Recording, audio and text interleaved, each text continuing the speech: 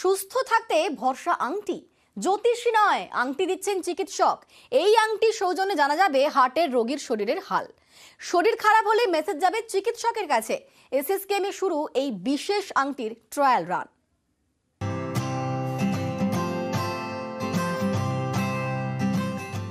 হাতের আংটিতেই সুস্থ থাকবে শরীর। হার্টের রোগীদের হাতে এমনই আংটি দেবেন চিকিৎসকরা।